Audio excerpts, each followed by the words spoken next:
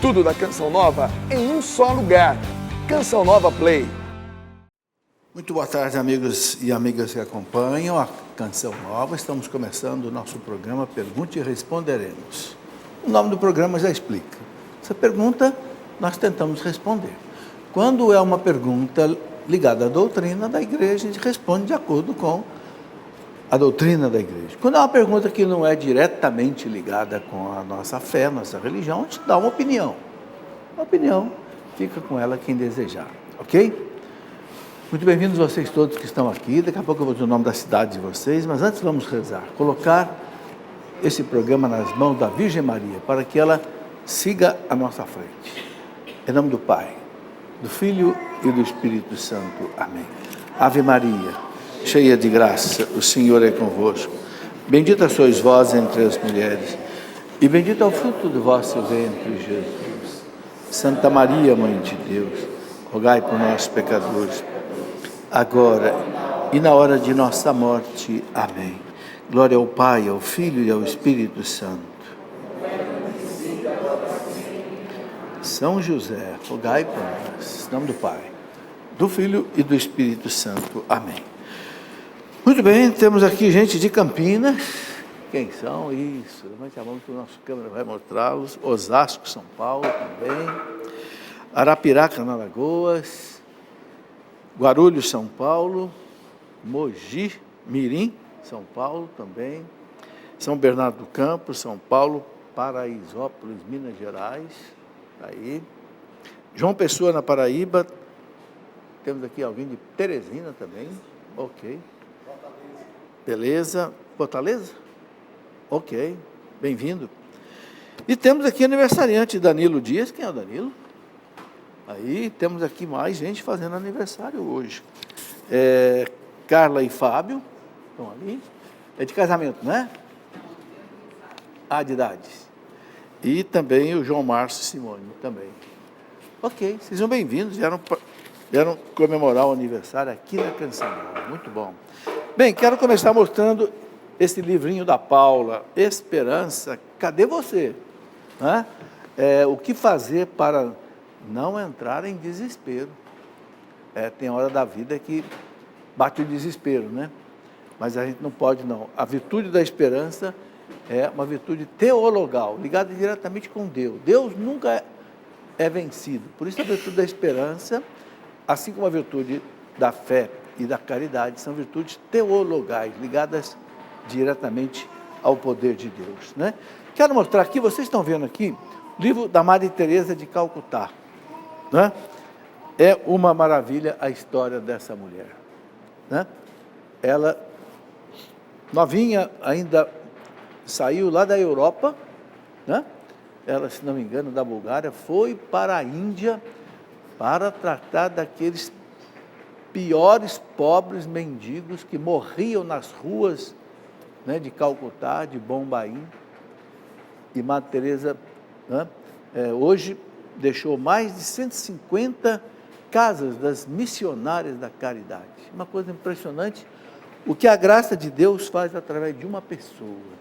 Eu tenho escrito vários livros sobre os santos, exatamente para mostrar isso. Como é importante a gente responder à graça de Deus, né? Depois vou mostrar alguns, né? Temos São Benedito, Santo Antônio, vários livros, São Felipe Neri, né? São José de Anchieta, que é patrono do Brasil. Muita gente não sabe.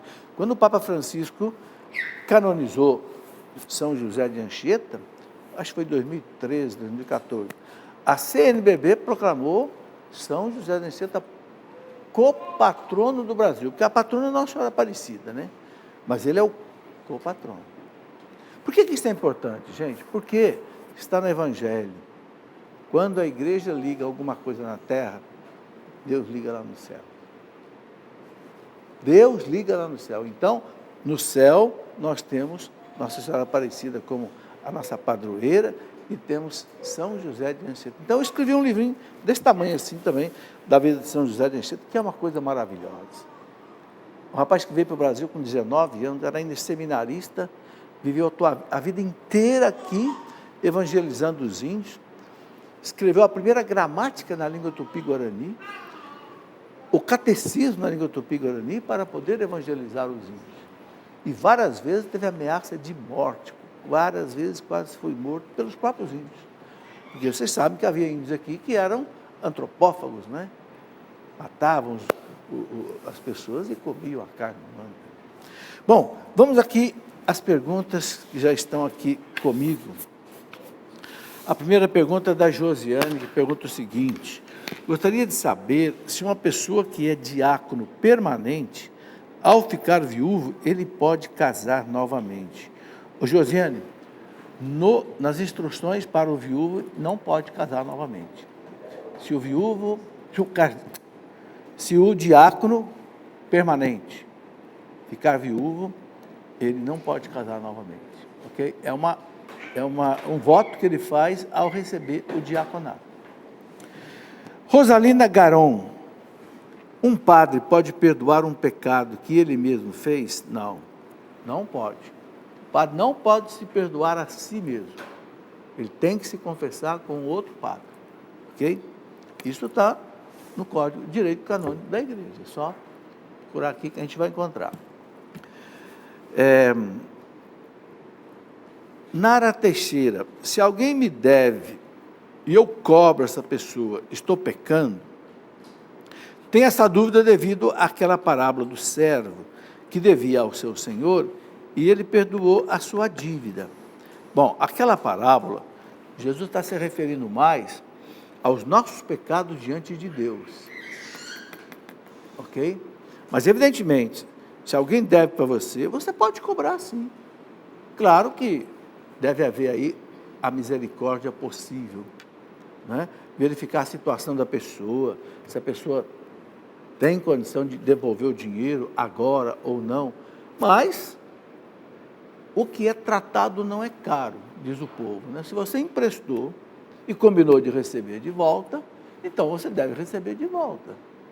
Não vejo aí nada de errado. Agora, evidentemente, a caridade, sempre que é possível fazer, é recomendável, né? Está aí.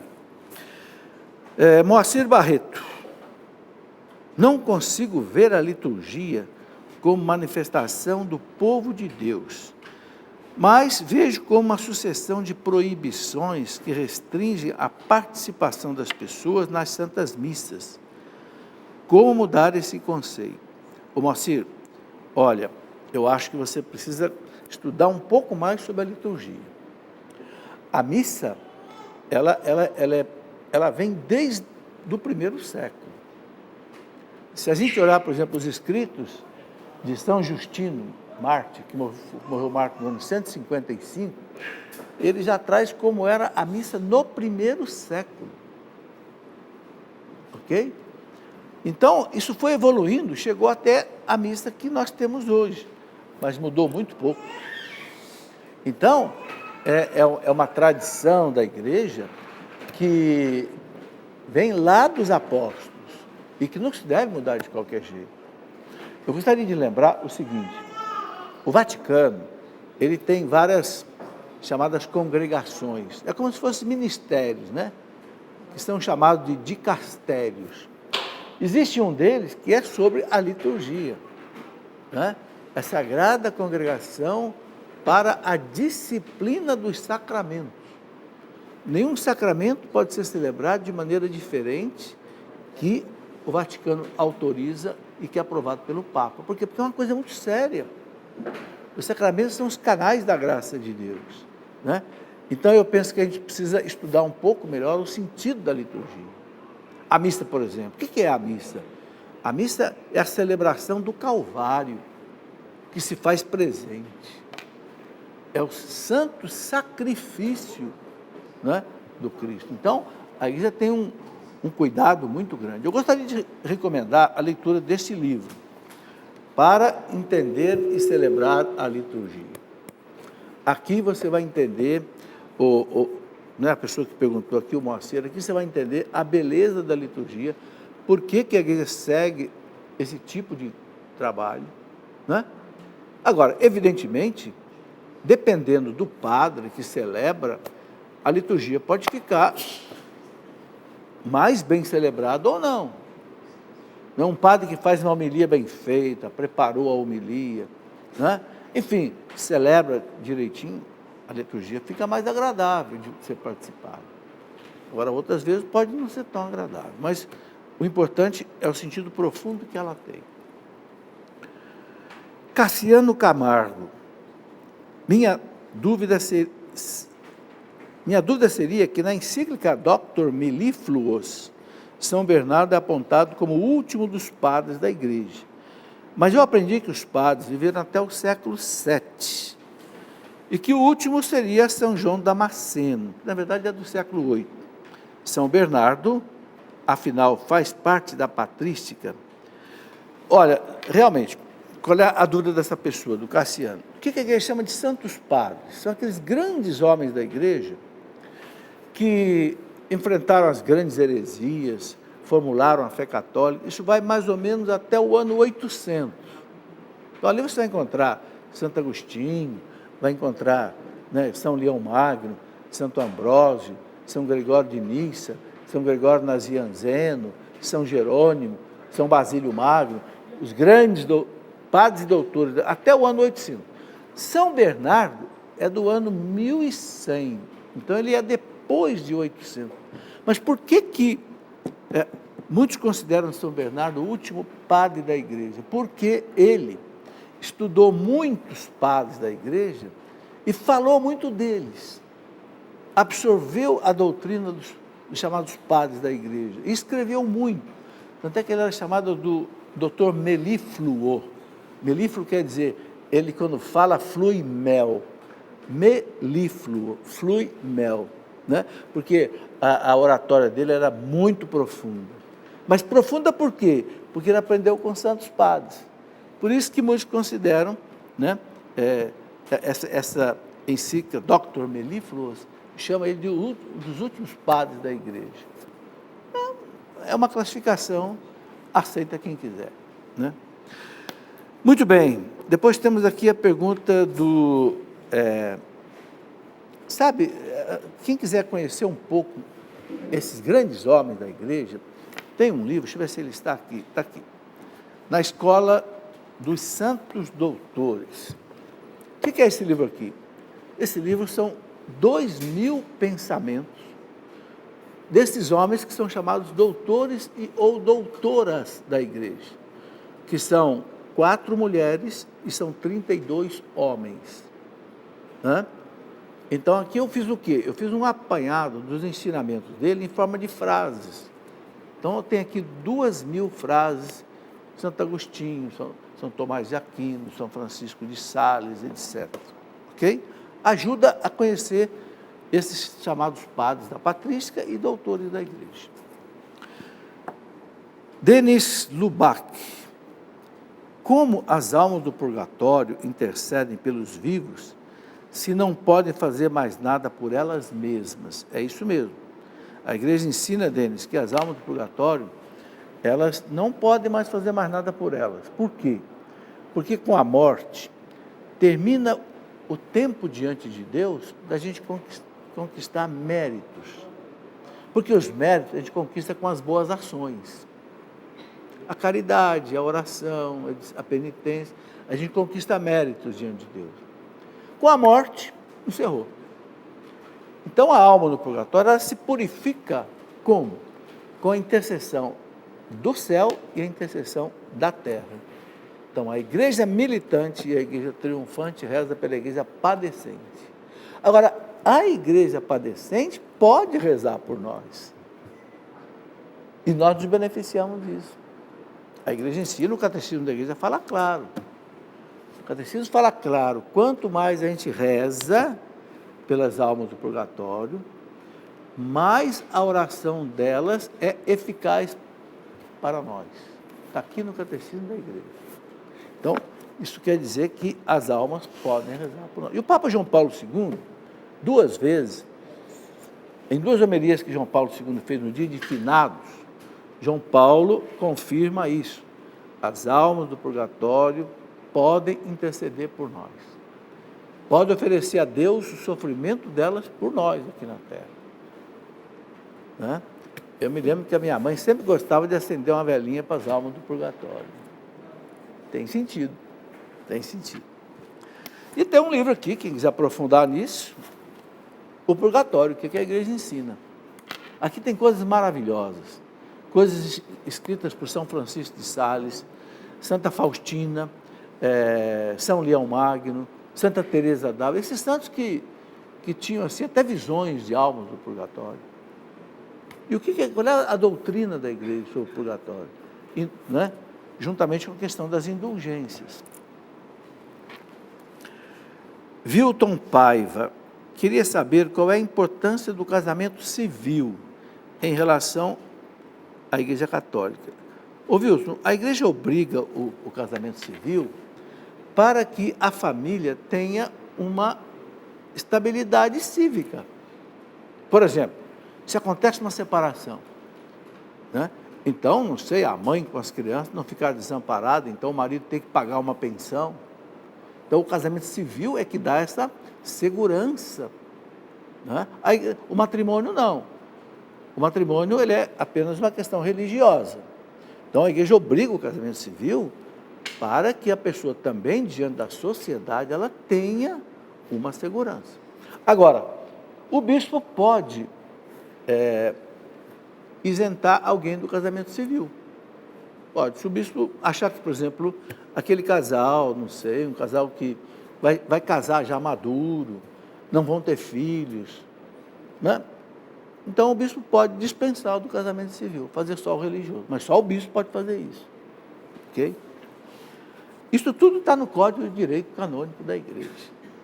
Desse livrinho aqui, que é o Estatuto da Igreja, né? Muito bem. Paula Sara, qual o significado da palavra domingo? Ô Paulo, domingo vem do latim dominus, que quer dizer Senhor. Dominus vobiscum, o Senhor esteja convosco, né? No latim antigo, et cum spiritu tuo, e com teu espírito também, né? O Dominus é o Senhor, né? Uma pessoa que pediu para não ser identificada. São José teve pecados veniais ou sempre viveu a santidade? Bom, o que a gente sabe é que São José foi um grande santo. Se teve pecado venial, pode ser que tenha tido, mas não importa. Chegou à santidade, né? E hoje considerado o patrono da igreja, né? Como Nossa Senhora a mãe, São José é o pai, porque eles eram mãe e pai de Jesus. Embora ele era pai adotivo, mas era pai legal, né? Então, São José é santo. O importante é isso, né? Eu escrevi um livro sobre São José, por uma promessa que eu fiz para São José, o glorioso São José. Isso aqui fiz uma pesquisa profunda, viu? Fui buscar lá no fundo da igreja o que a igreja fala de São José. E é maravilhosa a vida desse homem, né? São José valei-nos, né? Eu todo dia eu rezo o terço de São José, 50 vezes São José valei-nos, né? É muito bonito o terço de São José. Marielle de Caruaru, no Pernambuco. Quando uma pessoa da família precisa de exorcismo? Quando ela está tomada pelo demônio. Agora, como é que a gente fica sabendo disso? Bom, quando você percebe que a pessoa foi dominada por alguém que não é ela, às vezes muda até a voz, começa a ofender a Deus gravemente, não quer saber de nada religioso perto dela, pode ser indício de que precisa de um exorcismo. Agora, isso aí, só um padre autorizado pelo bispo é que pode fazer o discernimento e dizer, bom, vamos fazer o exorcismo ou não.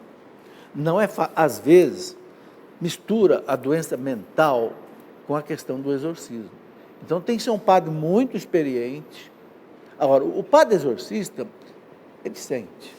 Ele sente se o demônio está ali ou não, né? Mas é um padre que tem uma vivência, ele tem né? Ele é experiente no assunto. Não é qualquer padre, não, porque não é fácil, né? O importante é, no caso de dúvida, recorrer ao bispo, porque quem pode autorizar um exorcismo é o bispo.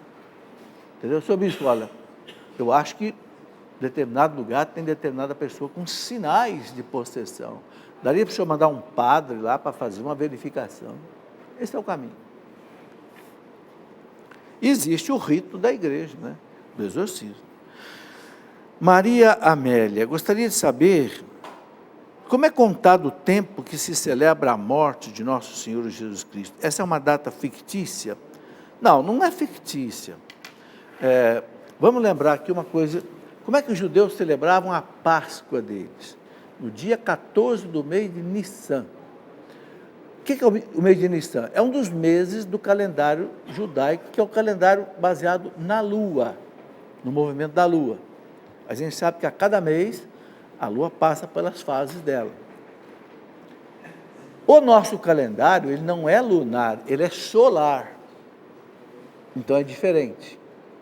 O que acontece? O calendário lunar, comparado com o solar, as datas não são fixas. Então, por que a Páscoa muda todo ano de data? Porque o dia 14 de Nissan, que é o dia que os judeus celebravam a Páscoa, o dia 14 de Nissan, no calendário nosso, ele muda de data, não é sempre a mesma data todo ano. Então, como é que se define a data da Páscoa? Pega-se o dia 14 de Nissan e celebra a Páscoa no domingo seguinte. Aí fixa a Páscoa no calendário solar, no nosso calendário. Como é que é feito isso? É a primeira lua cheia depois do dia 21 de março. A primeira lua cheia depois do dia 21 de março é o 14 de Nissan, que cada ano cai num dia diferente. No domingo seguinte é a Páscoa. Por isso que a Páscoa muda de data todo ano. É a primeira data que é fixada no calendário, data móvel. Em função disso é marcado Carnaval, Quarta-feira de Cinzas, por isso que muda todo ano a data. Porque o calendário dos judeus não era igual ao nosso. Entenderam? Agora, a morte de Cristo. A morte de Cristo foi o quê? Na sexta-feira, antes da Páscoa judaica. Então a igreja coloca também, faz o cálculo, traz para o nosso calendário e fixa a Páscoa no domingo, né? Desse jeito que eu já expliquei. Muito bem. Isso obrigou, inclusive, os sábios da igreja, muitos padres, a estudarem muito astronomia. Desde o ano 1000, 1100, muitos padres da igreja que eram astrônomos estudavam, né, todas essas coisas para definir. A gente sabe, por exemplo, que houve uma mudança de calendário na igreja. Nós passamos do calendário juliano, do Papa Júlio, para o calendário gregoriano, do Papa São Gregório, no século XIV, onde houve um aperfeiçoamento na contagem do tempo. Né? Muito bem. Mas isso aí é outra história. Vanessa Santana, gostaria de saber o que significam as 7 igrejas do Apocalipse. Ô Vanessa, no livro do Apocalipse, ele começa com Jesus mandando uma mensagem para as 7 igrejas ali da Ásia. Essas 7 igrejas ficam hoje na Turquia. A Turquia era a região que São Paulo fez aquelas 3 viagens apostólicas dele, que a gente encontra nos Atos dos Apóstolos. Paulo saiu de Antioquia, foi à ilha de Chipre, aí percorria ali várias cidades ali. Então, aquela região foi a primeira região evangelizada. Então, até aquelas 7 cidades, Éfeso, Esmirna, Filadélfia, Laodiceia, Sardes, etc. Né? São 7 cidades ali da região da Turquia de hoje, que foram evangelizadas muito cedo. Por isso que o Apocalipse, que é mais ou menos do ano 90, ano 100, já se refere a elas. E aí, o São João recebeu a revelação de mensagens que Jesus mandava para essas igrejas. Né? Ou estavam se comportando bem, ou não estavam se comportando bem, de acordo com, né, a fé cristã. Então, eram 7 cidades ali da região da Turquia de hoje, né, que foram evangelizadas por São Paulo e depois outros evangelizadores. Né? É isso aí. Não quero ser identificado, tudo bem, porque a idade mínima para ser diácono permanente tem que ser de 35 anos e não antes. Bom, a igreja fixou 35 anos. Por quê? Porque para ser diácono permanente, veja, a pessoa vai fazer parte do clero. Por isso que usa a túnica, usa a estola cruzada. Ele não é mais uma pessoa leiga, é um clérigo, ele pertence ao clero. Então ele tem que assumir uma série de responsabilidades. Por exemplo, ele tem que ajudar o bispo nas missas, tem que ajudar os padres na missa, ele tem que participar das reuniões do clero. Isso não é muito fácil, né? Então, 35 anos, por quê? Para o sujeito já ser mais maduro, ele tomar uma decisão assim já com mais maturidade. A igreja fixou essa idade, né? Por causa da dificuldade outra coisa, aquilo já perguntaram aqui, se ele ficar viúvo, não pode casar de novo. Então a pessoa já tem que ser um pouco madura para ter coragem de tomar essas decisões. Por isso que a igreja fixou 35, né? Muito bem.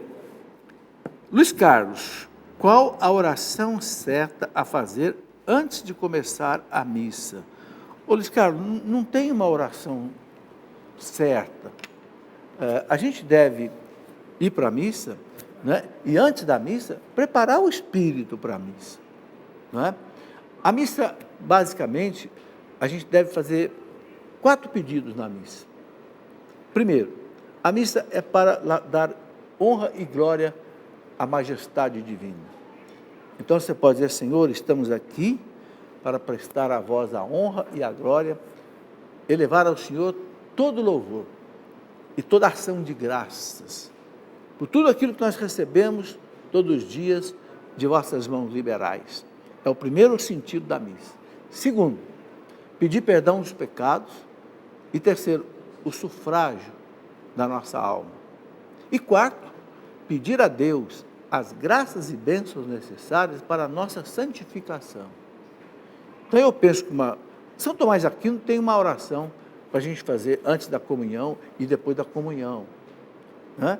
Antes da missa, eu penso que é preciso isto, né? Colocar diante de Deus o desejo de o louvar, bendizer, agradecer, pedir perdão dos pecados e impetrar as graças necessárias para a nossa salvação. E aí, se quiser, pode colocar todas as intenções também, né? A intenção pela sua família, pela igreja, pelo Papa, né? Pelas vocações sacerdotais, religiosas, pela santificação do clero. Aí não tem uma oração só. Você entra em contato com Deus ali e reza como o Espírito Santo te conduzir, né? Outra pessoa que pede para não ser identificada. Jesus Cristo veio para nos salvar, libertar de nossos pecados e assim nos garantir a eternidade ao seu lado.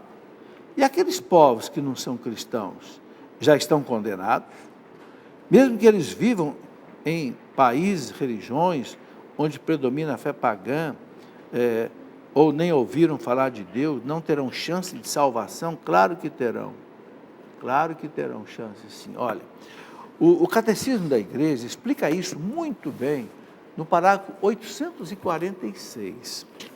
Eu até já sei esse número porque essa pergunta aparece várias vezes. Aqui no parágrafo 846, o Catecismo diz assim, usando uma frase dos Santos Padres, diz assim: fora da igreja não há salvação.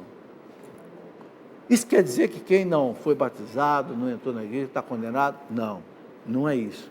O que o Catecismo explica aqui? Ele explica o seguinte, que a igreja, toda a salvação vem para o mundo através da igreja. Por quê?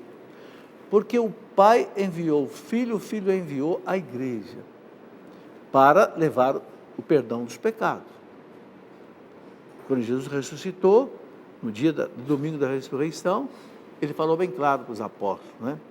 Assim como o Pai me enviou, eu vos envio a vós. A quem vocês perdoarem os pecados terão perdoado. Quem crer e for batizado será salvo. Então, o batismo é na igreja, a confissão é na igreja. Então, os sacramentos vêm pela igreja. Mas o Catecismo diz aqui o seguinte, que aquelas pessoas que sem culpa não conheceram a igreja, não conheceram o Evangelho, não conheceram Jesus Cristo, podem se salvar? Podem.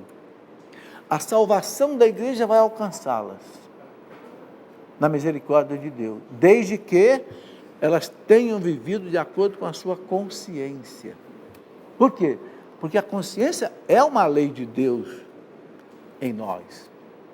Então, não sei, alguém lá numa selva, lá um índio, que nunca viu nada disso, pode se salvar? Pode. Se ele viver de acordo com a sua consciência. Está aqui, parágrafo 846 e 847. Eu gosto de dar o número depois, se você quiser conferir, você pode conferir aí. Tá bem? Muito bem, vamos fazer o nosso intervalo e já voltamos daqui a pouquinho para mais perguntas.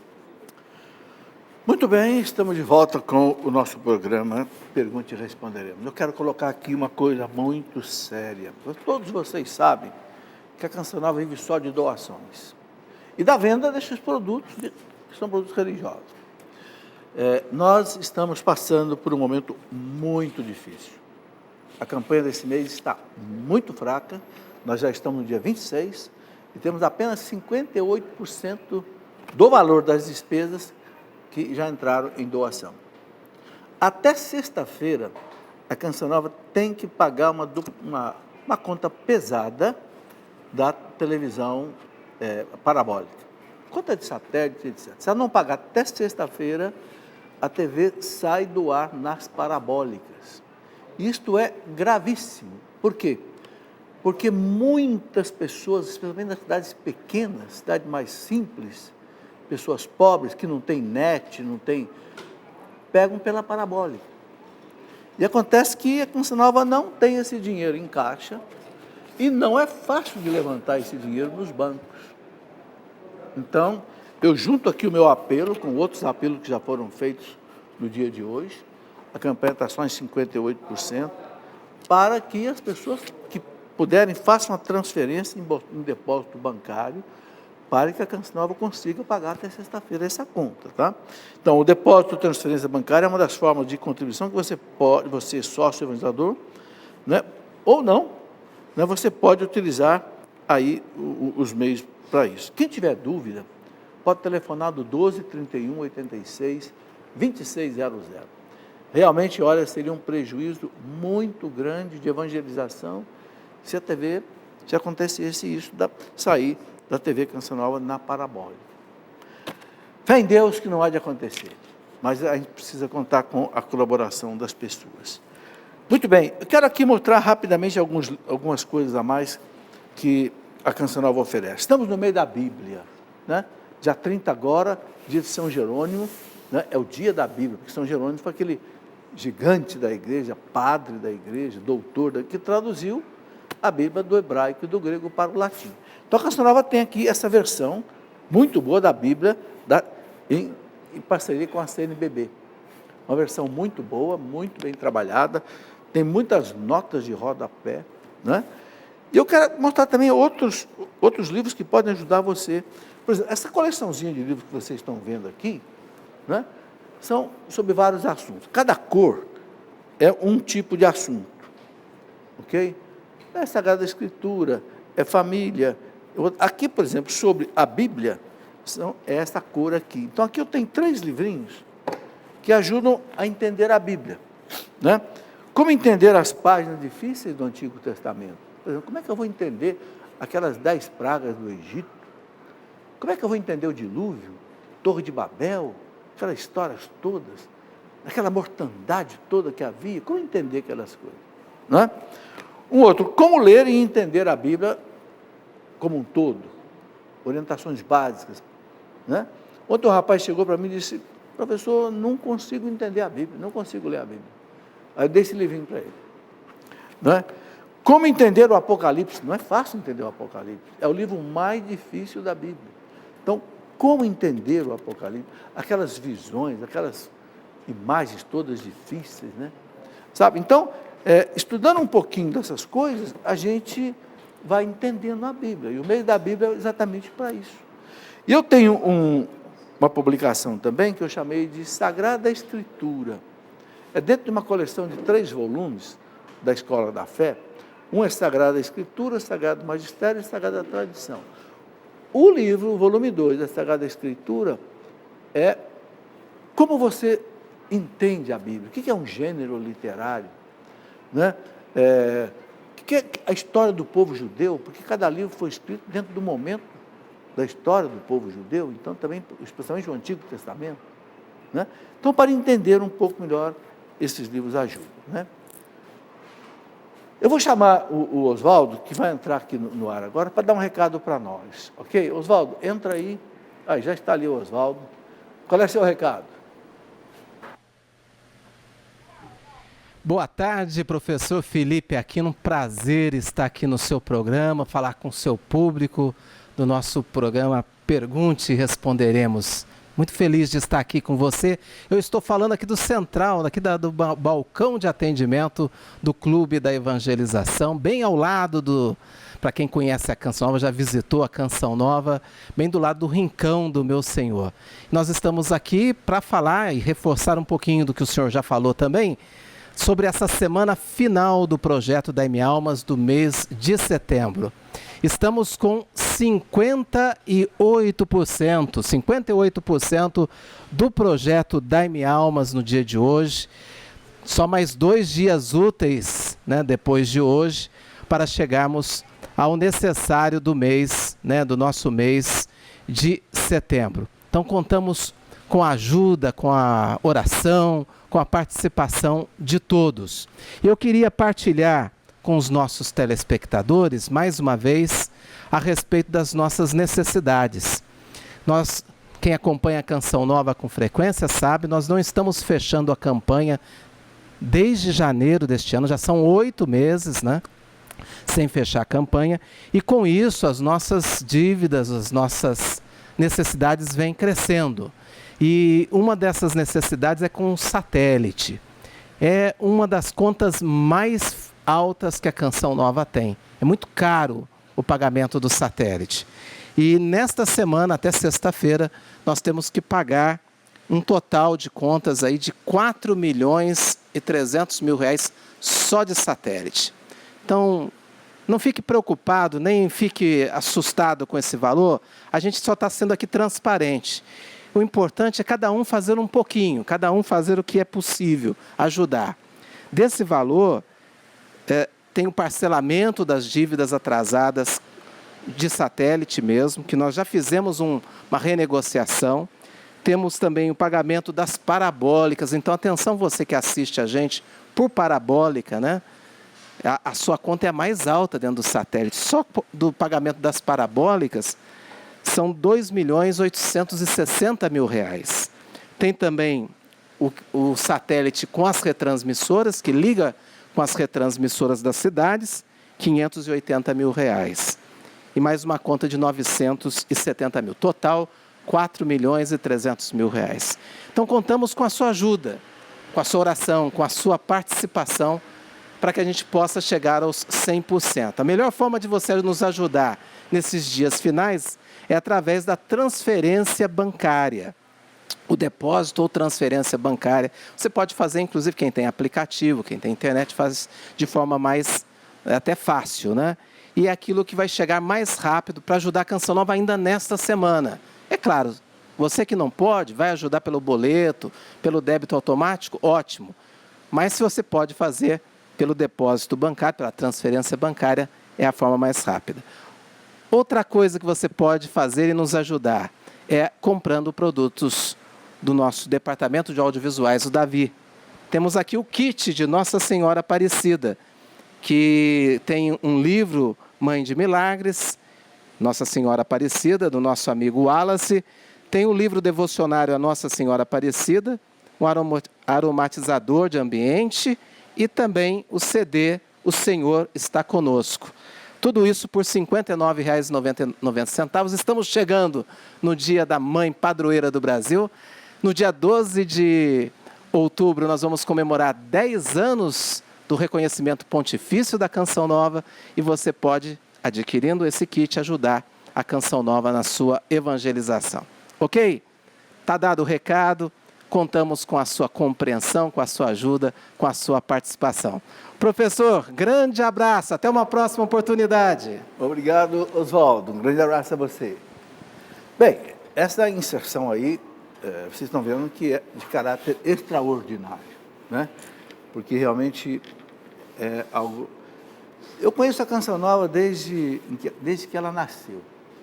Nós sempre passamos por dificuldades financeiras muito grandes.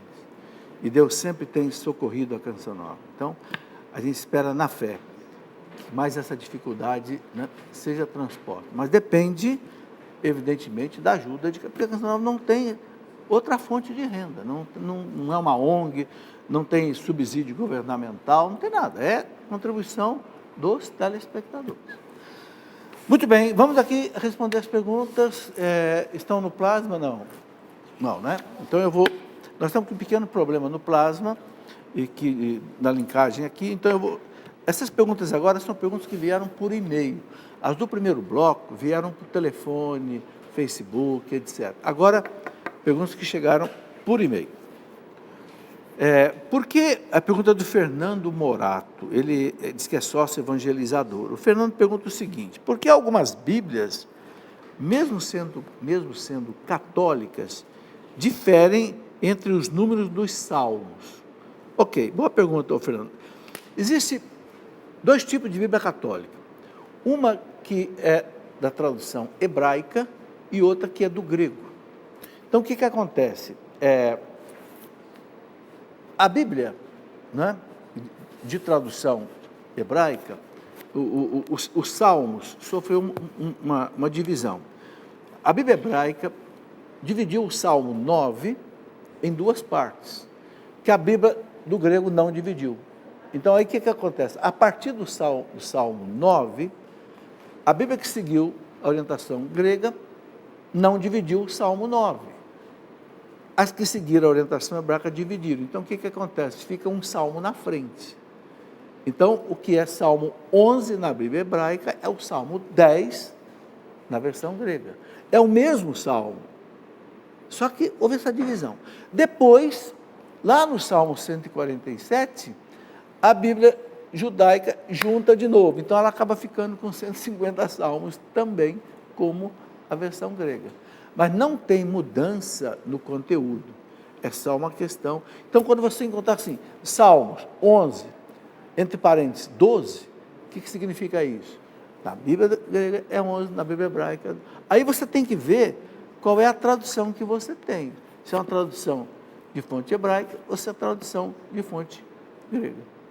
Por exemplo, a Bíblia da Ave Maria, ela segue a tradução grega. A Bíblia da CNBB segue a hebraica. Então, por exemplo, você pega lá um salmo, né?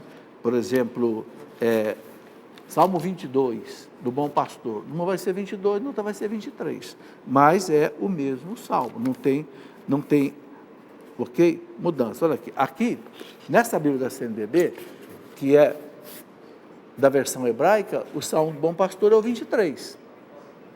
Na Bíblia, né, da Ave Maria, por exemplo, é o 22. Mas é o mesmo salmo, não tem mudança no conteúdo. Como ajudar alguém que diz que quer tirar a própria vida? Pergunta difícil, né? É o que eu digo, às vezes chega uma pergunta que você não tem resposta nos documentos da igreja. Então aí a gente tem que tentar dar uma ajuda. Olha, uma pessoa que fala que vai se matar, a gente tomar cuidado com ela. Na medida do possível, não deixar essa pessoa sozinha.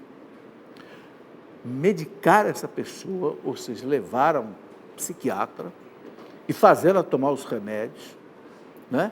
Os remédios que são tipo calmantes, são tipo, né? E também uma terapia de oração. São as 2 coisas. É tratado natural e tratado sobrenatural. O natural, você trata com os cuidados humanos e com remédios. Ok? E o sobrenatural, rezando pela pessoa. Ok? Eu penso que são as 2 coisas. Agora, todo cuidado é pouco. Né? Fazer companhia para a pessoa, se a pessoa está realmente num estado muito avançado de tentar suicídio, na medida do possível, essa pessoa será acompanhada.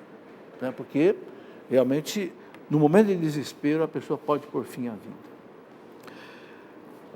Em que ano, mais ou menos, se firmou a estrutura da missa, como temos hoje? A Paula Regiane pergunta. Eu pude falar isso no primeiro bloco. Olha, desde o ano 100, mais ou menos, a igreja já tem um modelo de missa, né? Lá os próprios apóstolos celebravam a fração do pão, no domingo, né? A gente pega os Atos dos Apóstolos, capítulo 20, versículo 8, está aqui, no primeiro dia da semana, o domingo, né? Os apóstolos se reuniam para a fração do pão, era a missa. E depois ela foi tomando um corpo, né?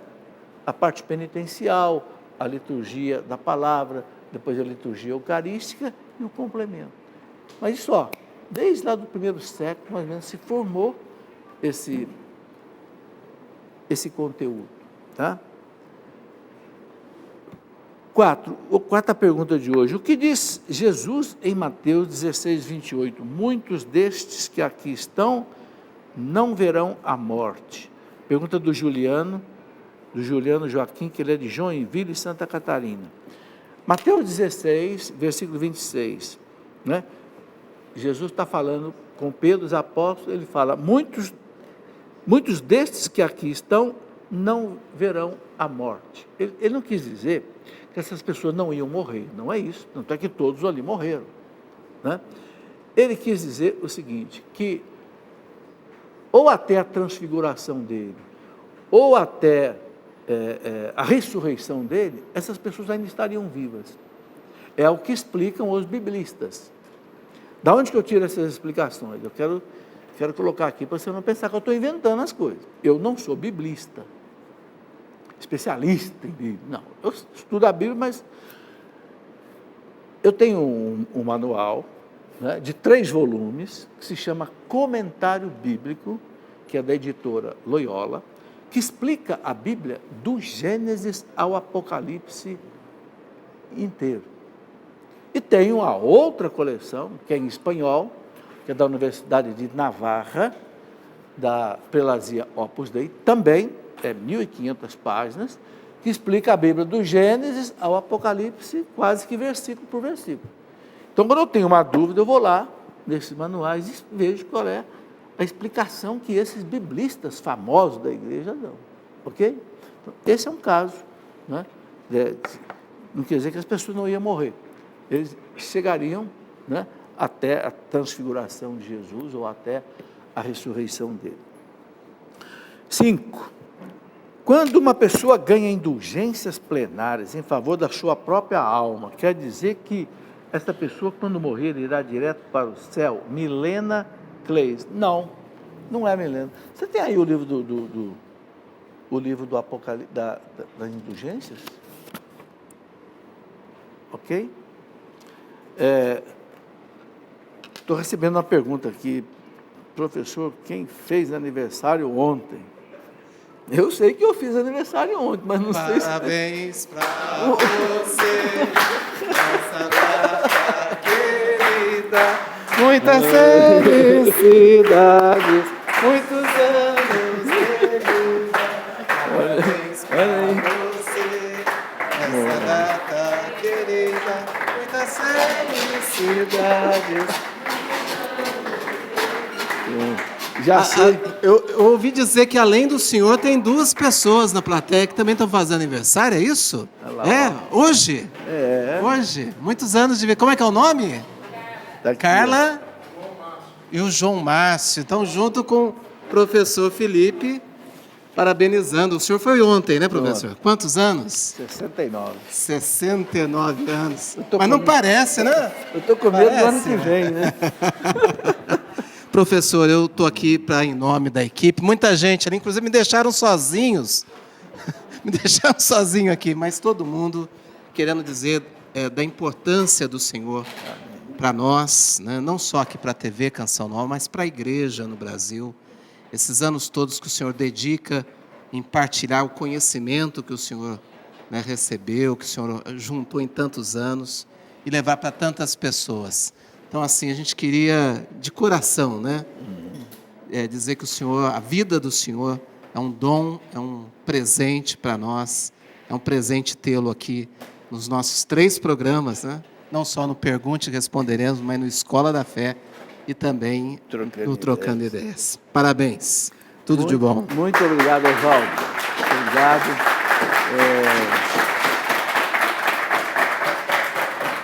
Olha, hoje eu dei aula lá em Lavrinhas, né, para os pré-discípulos da Cancional, que se preparam para ser consagrados, e eu recebi 40 abraços lá hoje. Ontem... Agora imagina quantos abraços via televisão, hein? Pois é. E ontem ganhei um bolo também no Trocando Ideias, né, ao meio-dia. Agora outro aqui que eu vou partilhar com todos que estão aqui. Todos aqui, com os dois aniversariantes, a Carla e o João Márcio. Né? Olha, muito obrigado. Parabéns, viu? professor. Deus abençoe vocês todos. Deixa eu Tá bom. sair aqui, né? Invadi, agora estou saindo. Parabéns. Bem, não deu para responder todas as perguntas hoje. Então, já está na hora de terminar, né? Eu quero agradecer, sabe, a tantas e tantas pessoas que me mandaram mensagens pelo WhatsApp, pelo telefone, ao vivo. Olha, muito obrigado, né? Que Deus seja louvado por ter dado a nós todos a vida, né? E a gente poder aproveitar essa vida aí para fazer bem para os outros. Muito obrigado a vocês e até o próximo programa. E vamos comer um bolo aqui, vocês estão convidados, ok? Obrigado.